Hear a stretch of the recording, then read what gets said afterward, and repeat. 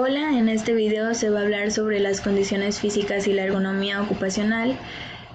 Mis compañeros Lendeche Ascuaga, María Fernanda Gómez Rebolledo, Juan Luis y su servidora Buxio Mendoza Belén vamos a explicar esta unidad.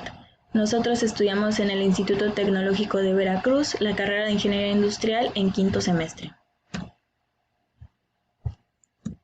Las condiciones físicas y ergonomía ocupacional. Es la calidad de las condiciones físicas en el ambiente laboral, y estas son importantes para no generar problemas de salud al trabajador. Estas condiciones involucran 6 apartados que son la iluminación, la vibración, la temperatura, el ruido, la humedad y la ventilación. La iluminación. La visión es el proceso por el cual la luz es transformada en impulsos nerviosos y es capaz de generar sensaciones. Y el órgano capaz de generar estas funciones fisiológicas es el ojo. Por otro lado, la iluminación es el flujo luminoso por unidad de superficie, y este se puede representar por la fórmula o calcular por la fórmula E, que es iluminación, que va a ser igual a F, flujo luminoso, sobre A, que es el área en metros cuadrados. El flujo luminoso está dado por los lúmenes, que es la cantidad que se traslada a esa área. Es la claridad de la luz y esta es encontrada en el aire. Es decir, es la proyección generada de la luz. Los luxes, por otro lado, son la cantidad de área que va a ser iluminada, o sea, el lugar donde va a impactar la luz. Esta se va a medir por metros cuadrados. Dentro de la iluminación, si no se tiene una buena iluminación en el ambiente laboral, va a producir una fatiga visual que es considerada como una alteración funcional sobre los músculos oculares. Es importante que nosotros diferenciemos el cansancio a la fatiga.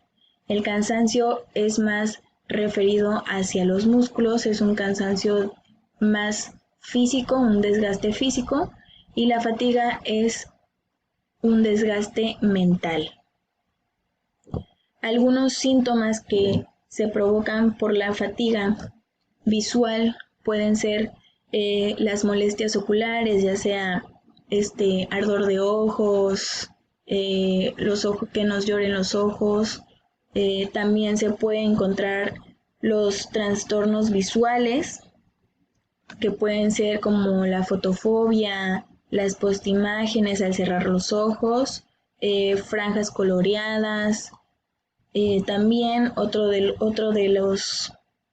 las molestias de las molestias serían síntomas extraoculares, que pueden llegar a ser el dolor de cabeza después de un cierto término laboral, después de un cierto tiempo laboral, que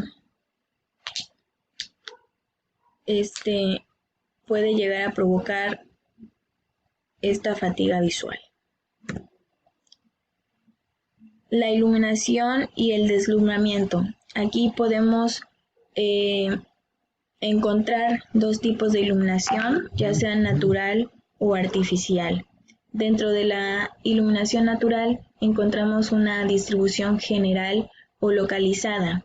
La general es referente a que se va a distribuir de manera uniforme en toda la superficie, y la localizada se refiere a un índice dentro de esa zona, o sea, solamente va a ser una parte de la zona la que se va a iluminar. Dentro de la distribución artificial podemos encontrar lo que es la directa, la semidirecta, la uniforme, la semi-indirecta y la indirecta.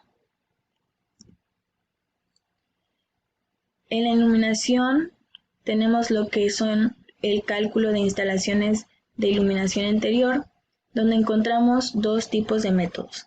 El método de lúmenes, que aquí se busca encontrar el número de lámparas y luminaria que debemos utilizar para cierto local, y también se encuentra lo que es la distancia entre las lámparas y la luminaria para dicho trabajo. Y el otro método es el método del punto medio, donde este es para calcular valores de luminaria en puntos más concretos. A continuación les voy a explicar lo que es cómo se puede calcular el método de lúmenes. Para empezar tenemos que tener los datos del local que queremos iluminar y los elementos que se van a utilizar. Tenemos que tener también las dimensiones del local, de metros cuadrados, su largo, su ancho, su altura.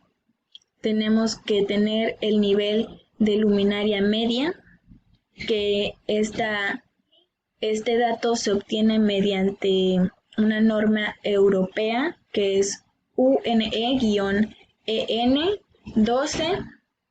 12464-1 del 2003, donde encontramos la iluminación de los lugares de trabajo, en lugares de trabajo interiores, o sea, ya sean tiendas, una plaza, una oficina, y aquí se puede encontrar los tipos de iluminación que podemos utilizar.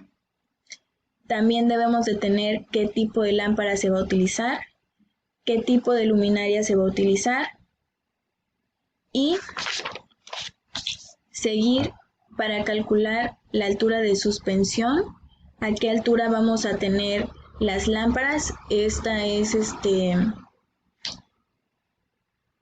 las debemos de colocar lo más alto posible para no generar fatiga visual. En el siguiente paso vamos a empezar a calcular el coeficiente de utilización, donde aquí en el coeficiente de utilización se realizan varios pasos para calcularlos, ya que este va a ser el índice.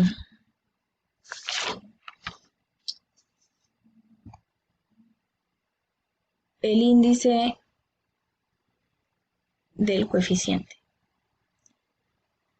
Para calcularlo, primero se calcula el índice de local con esa fórmula K, que va a ser igual a ancho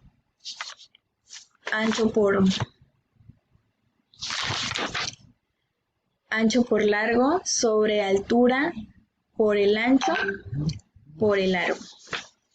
De ahí posteriormente se va a sacar lo que es el coeficiente de flexión de techo, paredes y suelo, y este dato se da por una tabla en el catálogo de luminarias. Después de eso se va a hacer una interpolación para sacar ya el índice de coeficiente de utilización. Posteriormente se va a sacar lo que es el coeficiente de mantenimiento, que este dato también es generado por el catálogo de luminaria y va a depender del grado de suciedad ambiental y la frecuencia de limpieza que habrá dentro de este local. Posteriormente se va a sacar lo que es el flujo luminoso, en el cual se va a utilizar la fórmula que va a ser igual a flujo luminoso igual al nivel de luminaria medio por la superficie que se va a iluminar sobre el coeficiente de utilización por el coeficiente de mantenimiento. De ahí, el siguiente paso será encontrar el número de luminarias, que es dada por la fórmula igual a flujo luminoso sobre el número de lámparas que tiene la luminaria por el flujo luminoso de la lámpara. Ese dato lo va a dar el catálogo de luminarias que estamos utilizando. El siguiente paso será un emplazamiento de luminarias, que aquí se va a encontrar a qué distancia se deben instalar las lámparas, a qué ancho, a qué largo, todo eso. Y por último se va a evaluar si este cálculo del método de lúmenes es correcto o incorrecto. Por la fórmula que va a ser igual a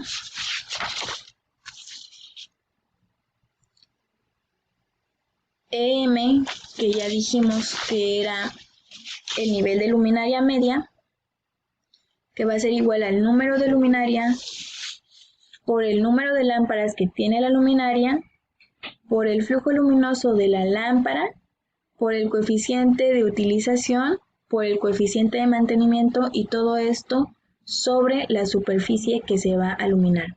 De esta manera, si el resultado da igual al dato que teníamos en el tercer paso, nos vamos a dar cuenta de si este cálculo es correcto, es el adecuado o no es el adecuado.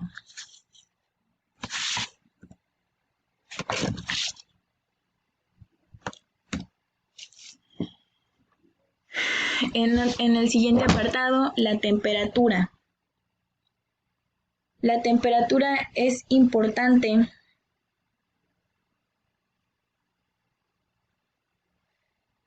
ya que si el trabajador se encuentra en un ambiente muy caluroso o muy frío, y en cualquier molestia de sudoración o sensación de escalofríos o de que se estén así muriendo de frío, pues el trabajador va a bajar la calidad de su trabajo y va a generar pues incapacidad laboral, por lo que nos lleva a que debemos de tener en un ambiente laboral un confort térmico, que es la manifestación subjetiva de comodidad o satisfacción en el ambiente térmico existente. Podemos encontrar dos tipos de ambientes, que puede ser el ambiente caluroso o el ambiente frío. En el ambiente caluroso nos provoca un aumento de ritmo cardíaco, una sudoración excesiva, nos genera fatiga, nos provoca vértigo y nos puede provocar náuseas. Y dentro del ambiente frío nos va a provocar lo que es la palidez, la falta de riego sanguíneo, la congestión nasal, los estornudos y dolor de garganta. Todas estas molestias que nos provocan estos ambientes va a generar que nosotros pues no tengamos el mismo rendimiento que si tuviéramos un confort térmico dentro de nuestro ambiente laboral.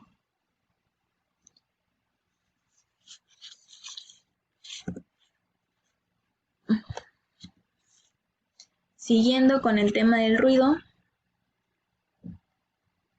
en el ruido podemos encontrar factores determinantes en la peligrosidad de este, ya que si nos encontramos en un ambiente de ruido con una intensidad de volumen muy alta, nos va a causar molestias. También otro factor es la impulsividad, que se refiere a los picos de registro. También tenemos lo que es la frecuencia, que se refiere a los tonos de sonidos, ya sean graves o agudos. La duración de la explosión, cuánto tiempo vamos a estar expuestos a ese ruido. Y por último, la vulnerabilidad individual, que pues se refiere a qué tan susceptibles somos al ruido, qué tanto lo podemos tolerar, este sonido molesto que es no deseado. Dentro de sus efectos nos puede causar efectos en la audición, es por ejemplo quedar sordos, efectos en el aparato circulatorio que nos puede llegar a aumentar la presión arterial y nuestro ritmo cardíaco, efectos en el aparato respiratorio, que aquí el trabajador puede llegar a tener la necesidad de alzar su voz y así causar, no sé, problemas en la garganta, en la garganta, y también nos puede causar efectos psicológicos, ya que pues el ruido puede ser de molestia o de desagrado para algunos trabajadores y este puede hacer modificaciones dentro del carácter y el comportamiento de los operarios. La norma 011 STPS del 2001 nos muestra una tabla donde podemos ver a cuántos decibeles podemos estar expuestos dentro de un determinado tiempo en el trabajo.